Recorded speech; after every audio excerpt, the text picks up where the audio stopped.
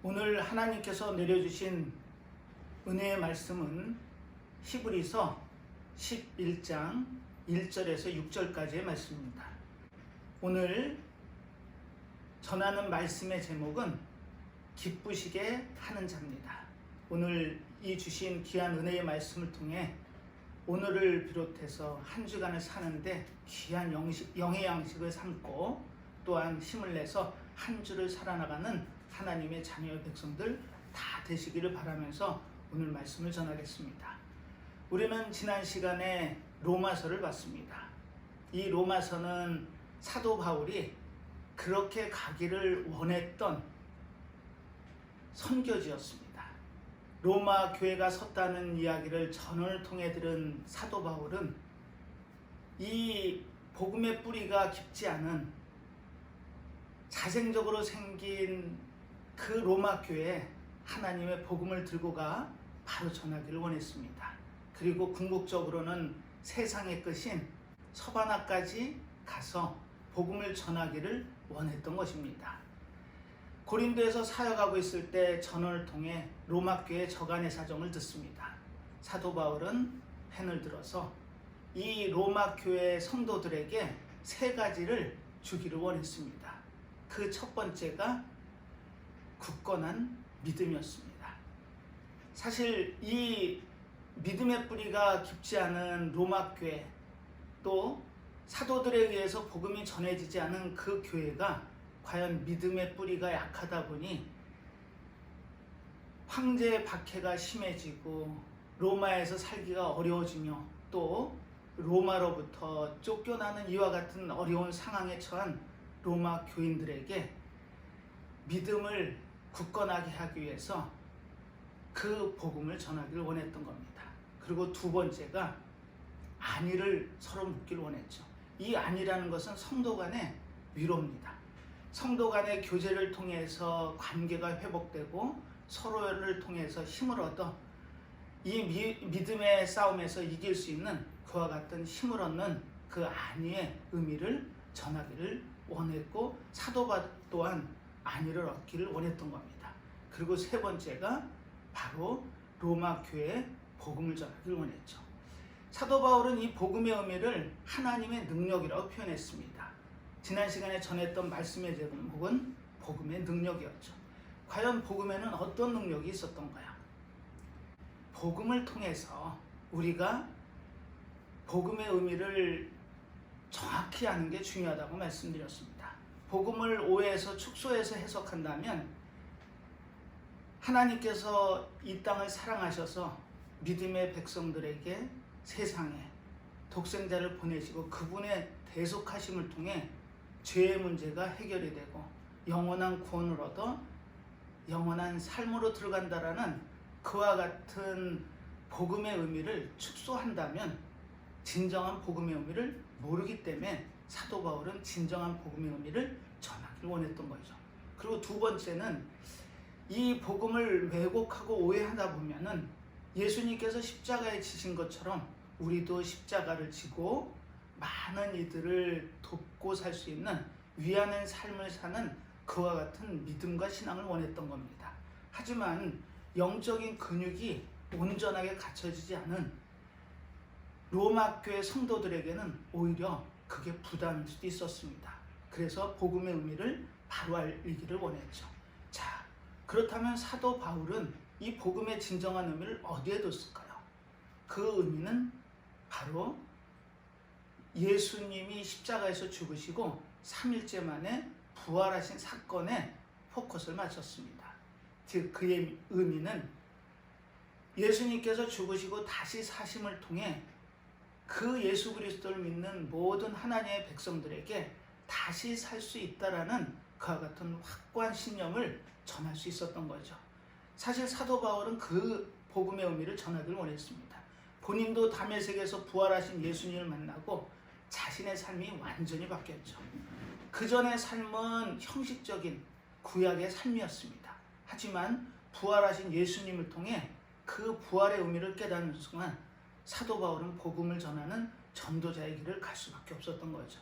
이처럼 로마에 전하기를 원했던 복음의 의미는 십자가와 부활이었던 겁니다.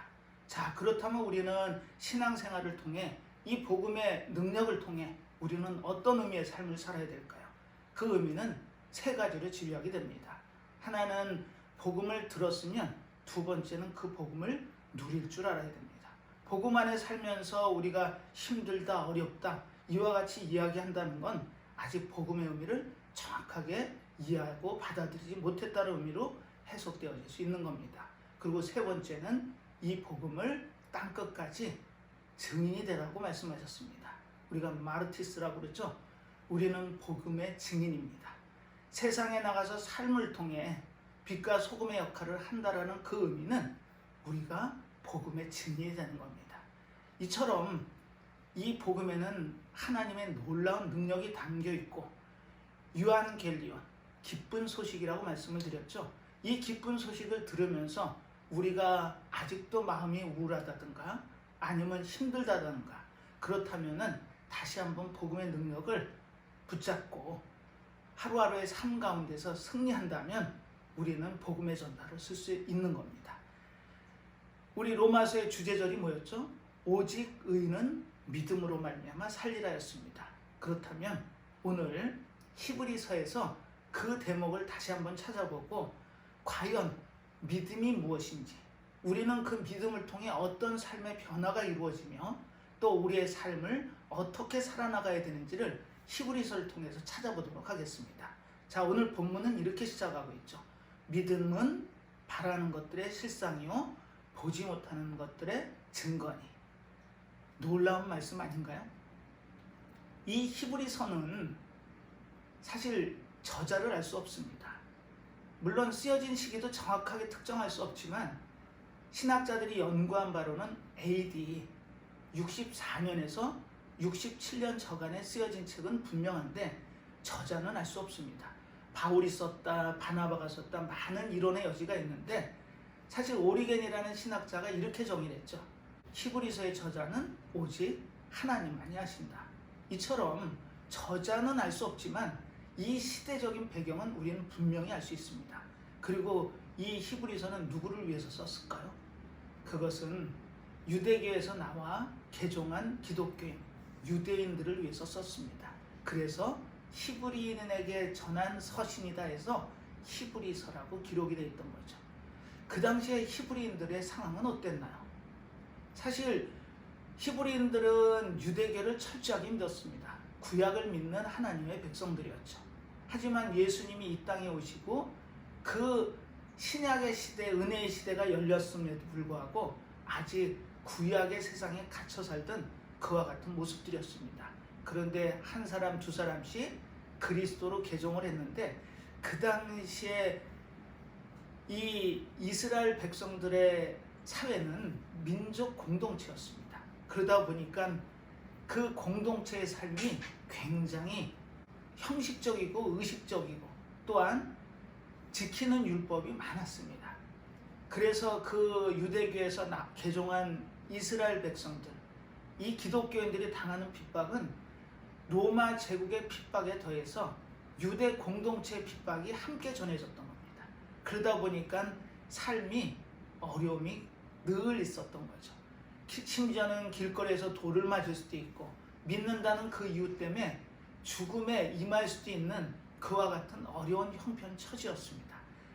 그래서 히브리서 기자는 이 기독교로 개종한 유대인들에게 믿음에 대해서 지금 설명하기 위해서 11장을 써가고 있었던 겁니다. 자, 우리 본문을 통해서 오늘 이 히브리서 기자가 과연 믿음이 무엇인지 어떻게 정의하고 우리 삶에 어떻게 적용해 나가야 되는지를 찾아보겠습니다. 자, 오늘 본문은 10장 35절부터 시작하겠습니다. 그러므로 너희 담대함을 버리지 말라. 이것이 큰 상을 얻느니라. 아멘. 지금 히브리서 기자는 11장 그러면은 우린 신앙생활을 어느 정도 한 성도분들이라면 이 히브리서 11장을 믿음의 장이라고 이야기할 수 있을 겁니다. 자, 이 믿음의 장을 들어가기 전에 히브리서 기자는 10장에 이런 말씀을 적고 있었던 겁니다. 너희 담대함을 버리지 말라. 이것이 큰 상을 얻느니라. 이 믿음의 삶, 유대 공동체에서 나와서 기독교로 개종하고 또 예수 그리스도를 통해 그 구원함의 복된 소식을 듣고 하나님의 자녀의 백성으로 살아가는 이 하나님의 백성들에게 닥친 어려움은 우리가 생각하는 정도의 어려움이 아니었습니다. 늘 생명을 담보로 하루하루의 삶 가운데 어려움에 직면하는 삶이었죠. 그러다 보면 배교자도 생기고 또 과연 내가 믿는 신앙이 과연 나에게 무슨 능력이 있고 또한 나에게 무슨 유익이 있을까라는 고민하는 문제들도 생겼던 겁니다. 하지만 히브리서 기자는 단호하게 담대함으로 이겨내려 합니다. 자, 오늘 믿음의 의미를 설명을 하는데 믿음의 의미의 첫 번째는 인내입니다. 자, 이 인내가 어떤 의미인지를 오늘 본문을 통해서 찾아보겠습니다. 자, 36절인데요. 너희에게 인내가 필요함은 너희가 하나님의 뜻을 행한 후에 약속을 받기 위함이라. 여기서 인내가 필요하다고 히브리서 기자는 이야기하고 있습니다. 과연 믿음에 왜 인내가 필요할까요? 그 인내는 견뎌내는 힘입니다. 많은 신앙적인 핍박도 오고 또 삶의 어려움 가운데 유대 공동체에 그와 같은 생명의 위협을 느낄 정도의 핍박이 있을 때 마음이 흔들릴 수 있죠. 그 흔들리는 마음을 인내로 붙잡으랍니다. 그래야지 그 인내를 통해 하나님의 뜻을 행한 후에, 자, 여기서 오늘 본문의 제목이 나오는데요. 기쁘시게 하는 자가 오늘 본문의 제목입니다. 우리는 하나님을 기쁘시게 하고 계신가요? 이 기쁘시게 한다라는 그 의미는 하나님의 뜻을 행한 후에 그리고 뭘 바란다고요? 약속을 받기 위함이랍니다. 그 약속이 뭘까요? 우리는 하나님의 약속을 받은 하나님의 언약 백성입니다. 그 언약은 하나님께서 반드시 이루신다고 약속하심처럼 그 약속을 받은 우리가 이 믿음의 산 가운데 당하는 고난이 있든 힘든 과정이 있든 그 인내를 통해 이겨내랍니다. 자, 그 이유를 이렇게 증언하고 있죠. 37절입니다. 잠시 잠깐 후면 오시리니 자, 지체하지 아니하시리라. 이 의미는 그 당시에 초대교회 믿음의 백성들의 생각은 부활하신 예수님이 40일 동안 우리와 함께 계시다가 감람산에서 승천하시죠. 그리고 속히 오리라고 말씀하심처럼 곧 올 거라 믿었습니다. 즉 마라나타 신앙을 갖고 있었죠. 이처럼 다시 오실 그분을 기다리는 믿음 가운데 38절입니다. 자, 우리 38절이 눈에 익은 절일 겁니다. 한번 같이 읽어보겠습니다. 오직 나의 의인은 믿음으로 말미암아 살리라. 또한 뒤로 물러가면 내 마음이 저를 기뻐하지 아니하리라 하셨느니라. 네, 오직 의인은 믿음으로 말미암아 살리라. 사실 이 내용은 하박국 선지자가 처음으로 했습니다. 하박국 선지자가 이 본문의 말씀을 할 때 상황은 이스라엘 백성들이 북이스라엘은 아수르에 의해서 멸망을 당한 상태였고 남유다는 통전등하의 위치였습니다. 바벨론에 의해서 집요하게 침략을 당하고 있는 상황에서 내일을 약속할 수 없는 그와 같은 어려움의 날이었죠. 이와 같은 어려움의 날 때 이 하박국 선지자는 하나님께 하소연을 합니다. 하나님, 이 백성들을 왜 이리 힘들게 하십니까? 그때 하나님의 뜻 가운데 이 말씀이 하박국의 입에서 터쳐나왔던 겁니다. 오직 의인은 믿음으로 말미암아 살리라. 그리고 시기온 옷의 노래를 부르죠. 무화과 나무에 무성치 않고 포도나무에 열매가 없으며 감람나무에 소출이 없으며 밭에 식물이 없으며 우리의 양이 없으며 외양간에 소가 없을지라도 나는 여호와를 즐거워하며 기뻐하리로다. 이게 하박국 선지자의 고백이었던 겁니다. 놀라운 고백 아닌가요? 우리는 조금만 힘들면 과연 하나님은 나를 지키고 계시나? 과연 하나님은 계시긴 한 건가? 라는 그와 같은 어려움에 직면할 수 있습니다. 기독교로 개종한 이스라엘 백성들이 그 유대 공동체에서 당하는 핍박 가운데 로마 제국에서 오는 이 종교적인 탄압이 어마어마한 시대였습니다. 그때는 예수님을 믿는다는 그 이유 하나만으로 형장의 이슬로 사라질 수도 있는 그와 같은 긴박한 상황이었죠. 하지만 시기온옷의 노래처럼 우리는 아무리 어렵고 힘든 과정에도 여호와를 즐거워하며 기뻐할 수 있는 믿음, 그 믿음이 바로 오늘 히브리서 기자가 얘기하는 인내의 믿음이었던 겁니다. 자, 믿음은 인내입니다. 그 이유를 이렇게 히브리서 기자는 증언하죠. 39절입니다. 우리는 뒤로 물러가 침륜에 빠질 자가 아니요 오직 영혼을 구원함에 이르는 믿음을 가진 자니라. 히브리서 기자는 6장 6절에도 이와 같은 이야기를 했습니다. 배교자가 갈 길은 없답니다. 다시금 은혜 가운데 구원을 얻을 수 없는 그와 같은 침륜,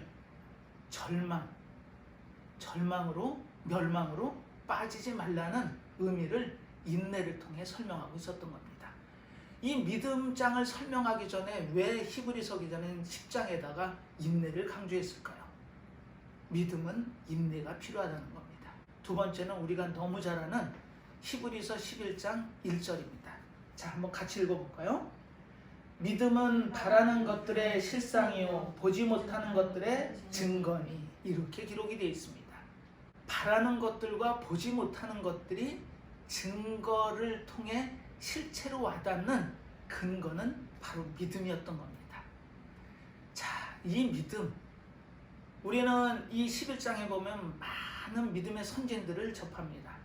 그런데 그 선진들의 이름 앞에는 공통적으로 믿음으로라는 단어가 기록이 되어 있습니다. 자, 이 믿음의 의미가 뭘까요? 믿음. 히브리 말로는 헤민입니다. 그리고 헬라어로는 피스티스. 히브리의 의미는 참 진리로 여기다라는 의미고요. 피스티스는 모든 것을 내어 맡긴다라는 의미입니다. 그러면 이 의미를 종합해 보면 나의 모든 것을 참 진리에 맡긴다라는 의미가 되겠죠. 믿음은 맡김입니다. 자, 오늘 이제 이 두 번째 의미를 찾아볼 텐데요. 두 번째 의미는 이렇습니다. 믿음은 우리가 현재의 삶을 살면서 모든 사람들이 이구동성으로 하는 이야기가 있죠. 우리가 지금 현재의 삶을 사는 건 과거의 나의 모습이 이루어낸 결과다. 그렇게 믿고 계시나요? 우리는 과거를 통해 현재가 정의되는 세상 사람이 아니고요. 복된 소식, 복음의 소식을 듣고 하나님의 자녀의 백성으로 거듭난 사람들입니다. 우리는 신앙생활을 하면서 누구나 세례를 받죠. 세례라는 의미, 침례라는 의미는 나의 옛사람이 물속에 잠겨서 죽고 그 물 밖으로 나오면서 새로운 삶이 시작되는 겁니다. 자, 그 새로운 삶이라는 의미가 뭘까요? 그 새로운 삶은 삶이 바뀐 겁니다. 다시요. 우리는 미래에 대한 확신을 통해 현재를 사는 사람들입니다. 이게 믿음의 사람이라고요. 지금 오늘 히브리서 11장을 통해서 믿음을 듣고 있는데요. 믿음은 미래의 확신을 가지고 오늘을 살아가는 것이 바로 믿음입니다. 자, 이 의미를 설명하기에 합당한 인물이 오늘 성경에 나와 있죠. 요셉이 등장합니다. 자, 요셉 그러면 우리는 요셉을 꿈의 사람 또는 비전의 사람이라고 정의를 하죠. 어렸을 때 꿈을 꿨는데 그 꿈의 의미가 이랬습니다. 요셉의 형들이 요셉과 함께 볕단을 쌓는데 형들의 그 볕단이 내가 세워놓은 볕단에 절하더이다라는 성경의 고백처럼 또 해와 달과 11별이 나에게 절하더이다라는 그와 같은 꿈을 꿉니다. 그걸 형들에게 얘기하죠. 이와 같이 자신의 꿈이 어떤 의미인지를 요셉은 알지 못했습니다. 그런데 요셉의 삶이 어땠던가요? 형들에게 죽을 뻔하죠. 그리고 애굽으로 종으로 팔려가기까지 합니다. 그리고 누명을 받아 감옥에 갇혀서 언제 죽을지 모르는 그와 같은 처지와 형편에 놓이죠. 그때 요셉은 자신이 꾼 꿈, 그 꿈을 붙잡아서 믿음을 지켰나요? 그렇지가 않았었다는 겁니다. 지금 두 번째로 믿음의 의미가 미래에 대한 확신 가운데 오늘을 사는 우리의 모습에서 과연 우리는 미래에 대한 확신을 얼마나 갖고 계시나요? 그 미래에 대한 확신은 영원한 삶, 하나님의 나라에 들어간다는 그 의미를 얘기하는 겁니다. 그런데 우리는 현실 속에 녹록하지 않은 삶 속에 늘 믿음의 도전을 받죠. 믿음이 인내가 필요하고 이와 같이 미래에 대한 확신을 갖고 있지만 어느 누구도 현실의 확실함을 갖지 못한다는 게 문제입니다. 요셉은 그 현실의 불확실 속에서도 그 꿈을 찾았나요? 그렇지 않습니다. 자, 믿음이 미래의 확신 속에 오늘을 산다라는 의미는 이렇습니다. 우리가 이런 사람들을 주위에서 흔히 볼 수 있습니다. 신앙생활을 좀 했다고 하지만 어떤 일을 할 때 교역자나 목회자들에게 기도 좀 부탁합니다. 그리고 기도 응답을 받았는데 이렇게 하라고 하더라 라는 얘기를 가운데 삶을 그와 같은 모습으로 영위하는 모습을 우리는 왕왕 볼 수 있습니다. 하지만 하나님은 이끌어 가시는 삶 가운데 어디에서도 응답을 통해 이렇게 살아라 저렇게 살아라 매 순간 하나님이 답변을 해주시면 좋겠는데 확실하겠는데 그렇지 않다는 게 문제입니다. 그 불확실성이 우리의 믿음을 흔들죠. 우리는 미래에 대한 확신을 붙잡고 살지만 현재의 불확실 때문에 이와 같은 어려움에 봉착하게 되는 겁니다. 자, 요셉은 어떻게 이겨냈나요? 요셉은 성경의 기록대로라면 여호와께서 함께 하셔서 형통하였다라는 기록이 성경에서 우리가 찾을 수 있는 근거입니다. 요셉은 형통했나요? 삶이 형통한 걸로는 우리가 이해되지 않습니다. 하지만 이 형통이 두 가지의 형통이 있다는 걸 반드시 기억하시기 바랍니다. 셀라의 형통은 바로 세상적인 번영과 축복을 얻는 것을 말합니다. 하지만 요셉은 그와 같은 축복을 원하고 얻은 게 아니었습니다. 찰나의 형통이었죠. 그 찰나의 형통은 하나님의 계획 가운데 이루어 가시는 모든 과정을 찰나라고 설명하고 있었던 겁니다. 요셉은 그처럼 삶이 어려움 가운데 있었고 순간순간 목숨의 위협을 느끼는 위기 가운데 있었지만 한 번도 하나님을 버리지 않았다는 겁니다. 자, 믿음은 미래에 대한 확신 가운데 오늘을 살 때 요셉과 같은 믿음이 필요합니다. 그 믿음은 하나님이 함께 하시니 형통하였다라는 그 의미처럼 그 하나님의 계획이 이루어 가심께 모든 것을 매일매일 삶을 내어 맡긴다는 의미였습니다. 요셉이 그랬습니다. 오늘 믿음의 11장을 통해서 믿음의 선진들의 모습을 몇 사람을 찾아볼 건데요. 이 믿음의 선진들의 삶의 모습을 보면 우리는 믿음이 이런 거구나, 믿음을 이렇게 가져가야 되는구나 라는 그런 확신이 드실 겁니다. 자, 믿음이 뭐라고요? 미래에 대한 확신 가운데 오늘을 사는 삶, 그것이 믿음이라고요. 그래서 보이지 않는 것들, 또 바라는 것들이 실체로 와닿는 그 모습을 붙잡는 게 믿음의 삶이고, 또 요셉이 한 것처럼 매일매일 삶 가운데 하나님을 신앙하고 하나님께 모든 것을 맡기며 하나님과 함께하는 삶. 오늘 제목입니다. 기쁘시게 하는 자. 기쁘시게 하는 자는 하나님과 함께하는 자입니다. 자, 그렇다면 오늘 본문을 통해서 믿음의 선진들의 모습을 통해서 과연 하나님은 우리에게 어떤 정의를 믿음으로 내려주시는지 찾아보겠습니다. 자, 2절입니다. 2절은 선진들이 이로써 증거를 얻었느니라. 증거, 이 증거라는 건 책망이라는 어원적 의미도 있습니다. 책망이라는 게 뭘까요? 우리가 믿음이 흔들릴 때마다 그 흔들리는 믿음을 정확하게 책망할 수 있는 증거가 믿음에 담겨 있다는 겁니다. 이 요셉이 그 힘든 과정 중에도 하나님께 모든 것을 맡겼습니다. 그리고 어떤 고백이 나오죠? 우리 중요해서 찾아보겠습니다. 창세기 45장 4절 5절입니다. 요셉이 형들에게 이르되 내게로 가까이 오소서.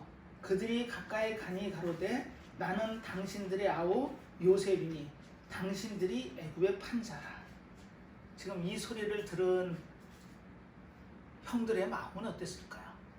형들은 지금 먹을 것이 없어서 애굽까지 내려와 총리 앞에 있었던 겁니다. 그 총리가 자신이 존재가 누구란 것을 지금 밝히고 있죠. 형들에 의해서 애굽의 종으로 팔려갔던 바로 그 요셉이었습니다. 자, 한번 그 다음 절을 볼까요? 5절입니다. 당신들이 나를 이곳에 팔았으므로 근심하지 마소서, 한탄하지 마소서. 하나님이 생명을 구원하시려고 나를 당신들 앞서 보내셨나이다. 아멘. 하나님의 계획은 우리가 알 수 없습니다. 요셉은 그 꿈을 통해서 비전을 봤죠. 하지만 그 꿈과 비전만 잡고 매일매일 삶을 살아갔던 건 절대 아니었습니다. 그 삶이 녹록지 않고 하루하루 삶 가운데 어려움 가운데 생명의 위협 가운데 살고 있었지만 한 번도 하나님을 의심하지 않았던 겁니다. 그리고 그 하나님이 오늘 이 성경 말씀을 통해 요셉에게 답을 하고 계시죠. 그 어려웠던 과정들이 이 이스라엘 백성들을 구원하시기 위한 하나님의 계획 가운데 있었다고요.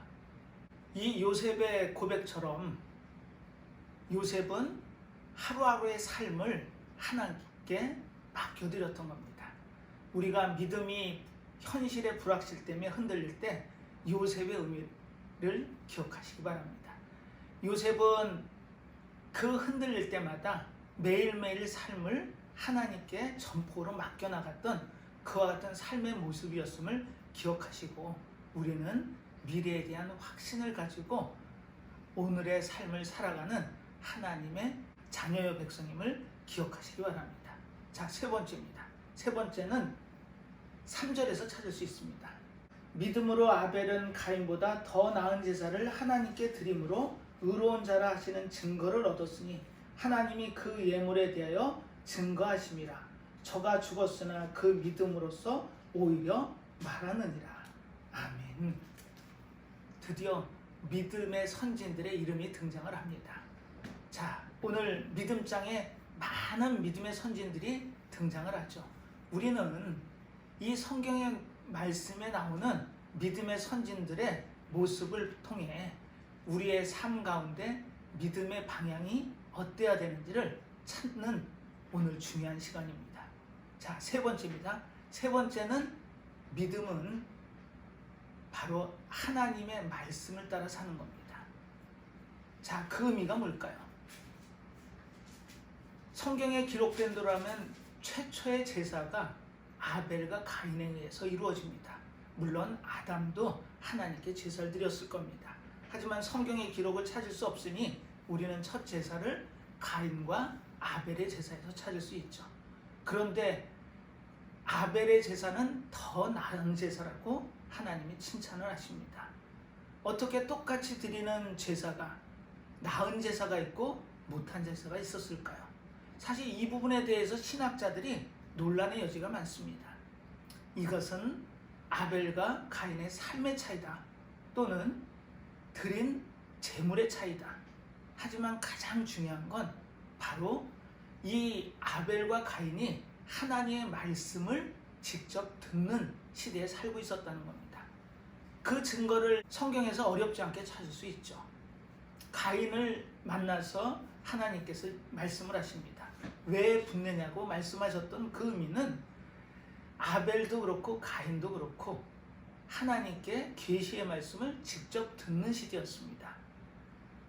그런데 어떻게 아벨의 제사는 더 나은 제사라고 칭찬을 하시고 받으시고 가인의 제사는 받지 않으셨을까요? 그 의미가 바로 하나님의 말씀대로 행하는 일을 보셨다는 겁니다. 아벨은 하나님의 말씀대로 하나님께 제사를 드렸고 가인은 자기의 생각대로 예배를 드렸던 겁니다. 우리가 드리는 이 예배가 그럴 수 있다는 겁니다.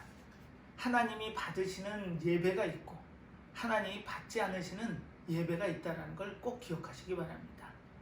이처럼 믿음은 하나님의 말씀 따라 그 말씀대로 순종해가는 삶이 바로 믿음의 과정임을 기억하시기 바랍니다. 아벨을 더 나은 제사로 칭찬하시고 가인의 제사를 받지 않으신 그 의미는 하나님의 말씀대로 사는지 거기에 기준이 있었던 겁니다. 자, 네 번째입니다. 네 번째는 그 다음 절에서 확인해 보죠. 5절입니다. 믿음으로 에녹은 죽음을 보지 않고 옮기웠으니 하나님이 저를 옮기심으로 다시 보이지 아니하니라. 저는 옮기기 전에 하나님을 기쁘시게 하는 자라는 증거를 받았느니라. 아멘. 자, 이 짧은 절에 옮기시다라는 의미가 3번이 등장을 하죠. 그 의미가 뭘까요? 에녹은 성경의 기록대로 보면 365년의 삶을 살죠. 그런데 인생이 바뀐 시점이 있습니다. 그 바뀐 시점이 65세였습니다. 65세에 아들을 낳죠. 그 아들의 이름은 우리가 잘 아는 무두셀라입니다. 이 무두셀라는 성경에 어떤 의미죠? 성경에 등장하는 인물 중에 가장 오래 산 인물입니다. 969세를 살았죠. 자, 그런데 이 에녹의 삶이 365년의 삶 중에 65세에 무두셀라를 낳고 완전히 바뀝니다. 성경의 기록대로라면 이 에녹이 그 이후에 300년을 하나님과 동행합니다. 성경의 기록입니다. 자, 여기서 어떤 변화가 있었고 무슨 일이 있었길래 에녹이 삶이 바뀌었을까요? 자, 네 번째, 믿음은 하나님과 동행하는 삶입니다. 그 동행을 하나님은 기쁘시게 하는 자라는 정의를 통해 히브리서 기자가 증언하고 있죠. 우리는 얼마나 하나님과 동행하는 삶을 살고 계시나요? 오늘 이 믿음장을 통해서 믿음의 의미를 깨달으시고 그리고 과연 내 삶이 어디에 가고 있는지 한 번쯤 돌이켜본다면 내 삶이 하나님을 기쁘시게 하는 삶인지 그렇지 않은지를 한번 찾아보시기 바랍니다. 에녹은 300년을 하나님과 동행합니다. 자, 무두셀라가 있죠.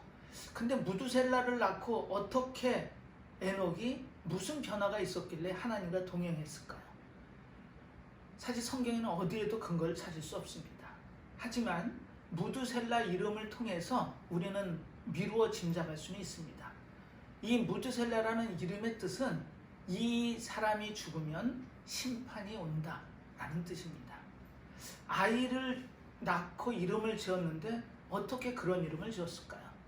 그 의미는 무두셀라 나이가 969년이 지나고 그 수가 다했을 때 놀라운 일이 있습니다. 바로 심판이 있었죠. 바로 무두셀라 손자인 노아 때 뭐가 있었죠? 하나님이 이 땅을 심판하시고 물로 심판을 하시죠. 홍수가 있었습니다. 그 무두셀라가 죽으면서 그 심판이 시작됐던 거죠. 하나님은 이처럼 하나님의 자녀들에게 많은 기다림을 주십니다. 인간의 수가 969세를 살고 그 오랫동안의 삶 가운데 이 사람이 죽을 때 심판이 있다라는 언약을, 약속을 확실하게 보여주셨던 겁니다. 에녹은 그걸 알았죠. 그리고 무두셀라를 낳고 그 위에 300년이라는 삶을 오직 하나님과 동행합니다. 이게 믿음의 삶입니다. 오늘 우리가 믿음의 11장을 보면서 많은 믿음의 선진들을 접하죠. 이 믿음의 선진들을 접할 때 어떤 느낌이 드시나요? 혹시 플루타크의 영웅전처럼 영웅들이 떠오르시나요? 이 믿음의 선진들의 내용을, 기록들을 성경에서 찾아보면 어느 누구도 플루타크 영웅전에 나오는 것, 영웅처럼 그와 같은 삶을 산 사람이 없다는 겁니다. 지금 에녹은 오직 300년을 모든 것을 하나님께 맡기고 하루하루의 삶을 영위해 나가죠. 그리고 하나님은 이 에녹을 옮기십니다. 그 의미는 믿음은 하나님과 동행하는 삶이었던 겁니다. 자, 그리고 오늘 마지막 결론입니다. 자, 마지막 결론은 성경에 이제 한 절 남았네요. 자, 한 절 한번 같이 읽어볼까요? 6절입니다. 믿음이 없이는 기쁘시게 못하나니 하나님께 나아가는 자는 반드시 그가 계신 것과 또한 그가 자기를 찾는 자들에게 상 주시는 이심을 믿어야 할지니라. 아멘. 그 뒤에 노아, 아브라함, 이삭, 야곱 수많은 믿음의 선진들이 등장을 합니다. 그들의 삶을 우리는 어떻게 정의할 수 있을까요? 영웅적인 삶이었나요? 믿음의 조상이라고 하는 아브라함은 정말 믿음의 조상 맞습니다. 하지만 하나님은 이 땅을 구별하시고 하나님의 백성으로 택하심을 입은 자가 아브라함이었습니다. 아브라함이 살던 곳이 어디였죠? 우상을 섬기는 땅, 세상 땅 갈대아우르였습니다. 그곳을 통해 하란을 거쳐 약속의 땅 가나안 땅에 들이시죠. 하지만 우리가 믿음의 조상이라고 믿고 있는 아브라함의 믿음의 모습은 우리가 생각하는 영웅의 모습은 아닙니다. 그 가나안에 기근이 들자 앞뒤 잴 것도 없이 애굽으로 내려가죠. 그리고 애굽에 내려갈 때 자신의 목숨의 안위 때문에 사랑하는 아내를 자신의 동생으로 소개를 합니다. 그리고 애굽의 바로에게 뺏기죠. 그때 하나님이 직접적으로 개입하셔서 그 물꼬를 바꿔주십니다. 그리고 결국에는 아브라함이 무사히 사라와 함께 가나안 땅으로 돌아올 수 있게 되죠. 이처럼 믿음의 조상이라고 우리가 칭송할 수 있는 아브라함조차도 믿음이 우리가 생각하는 담대함은 아니었습니다. 그 의미가 뭘까요? 우리는 오늘 이 믿음장을 통해서 첫 번째, 믿음은 인내다. 즉, 담대함으로 어려운 형편과 상황을 이겨내는 담대함의 인내가 필요하고, 두 번째는 미래에 대한 확신 속에 오늘의 삶을 영위하며, 세 번째, 하나님의 말씀 따라 살고, 네 번째, 하나님과 동행하는 삶을 사는 게 믿음의 삶이라고 말씀을 드렸습니다. 그렇다면 우리는 그대로만 살면 믿음의 선진의 모습이 가능할까요? 문제는 그 모든 것을 나의 마음속에 새기고 그와 같은 삶을 산다고 하지만 우리는 많은 도전을 받습니다. 어쩌면 그 매일매일의 도전에 우리가 힘들어질 수 있는 겁니다. 사실 초대교회에 개종한 기독교인들, 유대인들에게 이 히브리서 기자가 권면했던 게 그 부분이었습니다. 배교의 유혹, 하나님과 함께하는 모습인지 그와 같은 어려움, 이 상황에서 이 이스라엘 백성들이 갖고 있는 하나의 어려움이 있었습니다. 그 어려움은 죄의 문제였죠. 사실 이스라엘 백성들은 죄 지을 때마다 제물을 제사장 앞에 끌고 가서 자기의 죄를 전가하고 그 제물을 잡아 자기의 죄를 사함받죠. 하지만 히브리서 기자의 말대로 우리는 대제사장이신 예수 그리스도에게 영단번의 제사로 온전함을 입습니다. 하지만 연약한 인간이다 보니 우리는 항상 도전을 받죠. 그리고 믿음이 흔들립니다. 자, 믿음은 우리의 능력이 아니라는 깨달음이 있으셔야 됩니다. 우리가 대단한 믿음이라고 자신의 믿음을 세상에 자랑할 것이 없다는 겁니다. 오직 믿음은 하나님의 능력입니다. 다시요. 믿음은 하나님이 이루어 가시는 삶의 과정이 믿음입니다. 하박국 선지자가 오직 의인은 믿음으로 말미암아 살리라. 이 의미는 오직 믿어서 의롭다고 칭하시는 분은 하나님이시고 그분이 우리를 이끌어 가신다고요. 마틴 루터가 그 말씀에 깨달음을 얻어 종교개혁을 했듯이 우리 또한 믿음의 깨달음이 있어야 됩니다. 믿음은 우리의 노력이나 근거가 없다는 데 문제입니다.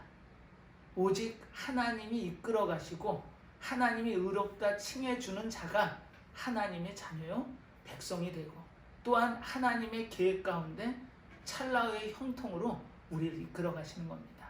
우리가 당하는 세상의 어려움, 힘듦, 과정 물론 있을 수 있습니다.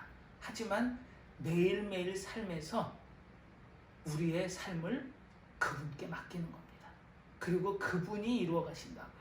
그게 하나님의 능력이고 복음의 능력이라고 말씀을 드렸습니다. 자, 복음의 능력이 뭐라고 그랬죠? 하나님의 능력. 또 믿음이 뭐라고요? 믿음 또한 하나님의 능력이고 하나님의 기다리심을 기억하시기 바랍니다. 우리가 완전한 것 같지만 완전한 믿음은 존재하지 않습니다. 우리는 늘 그 어려움 가운데 매일매일 삶을 하나님께 맡기고 하루하루의 삶에서 그분을 신앙하는 겁니다. 그분을 느끼는 거고 그분을 찾는 거며 그분께 맡기는 겁니다. 그게 믿음이라고요. 해민이라는 그 의미, 참 진리가 무엇인지를 깨닫고 피스티스, 모든 것을 내어 맡기는 삶, 그것이 믿음의 삶입니다. 우리가 지금 히브리서 11장에 나오는 그 많은 믿음의 선진들은 영웅들이 아니었습니다. 우리와 똑같은 평범한 사람들이었습니다. 그들을 하나님이 다루어 가시고 이끌어 가셔서 하나님의 계획 가운데 세워 가시는 과정이 믿음의 과정이었던 겁니다. 사랑하는 믿음의 성도 여러분, 우리가 믿는다 하지만 그 믿음의 의미를 정확하게 오늘 깨달으시기 바랍니다. 그 믿음이라는 것은 인내도 필요하고 또 미래에 대한 확신도 필요하며 하나님의 말씀 따라 매일매일 삶을 하나님과 동행하는 삶, 그것이 믿음이고 그 믿음은 오직 하나님의 능력의 결과로 얻어지고 그걸 하나님은 의롭다 칭하시는 겁니다. 아브라함이 하나님을 믿으니 의롭다 칭해지는 시점이 창세기 15장 6절에 나옵니다. 아브라함한테 무수한 자녀를 약속하시죠. 하늘의 별을 봐라. 이처럼 많은 무수한 자녀가 너의 씨를 통해서 이루어질 거라라는 하나님의 약속을 듣고 비로소 아브라함이 여호와를 믿으니 여호와께서 아브라함을 의롭다 칭해 주신 겁니다. 우리의 삶이 그렇다는 겁니다. 우리의 매일매일 삶을 하나님께 맡기고 하나님이 의롭다 칭하시는 의로운 삶 가운데 나가 매일매일 삶에서 하나님을 증거하며 하나님과 동행하는 귀한 삶을 사는 믿음의 성도들 다 되시기를 예수님의 이름으로 축복하겠습니다. 기도하겠습니다.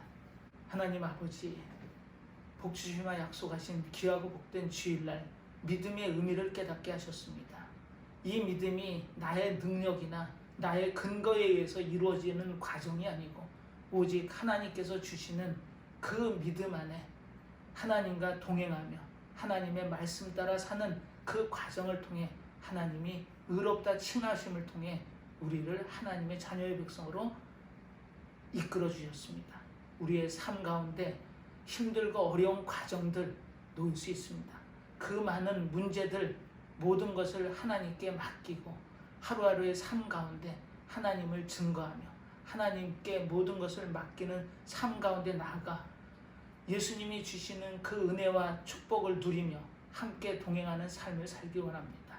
저희들의 삶이 연약하고 힘들지라도 주님께서 지키고 함께 하셔서 동행하심을 믿고 감사드리며 모든 말씀 예수님의 이름으로 기도드리옵나이다. 아멘.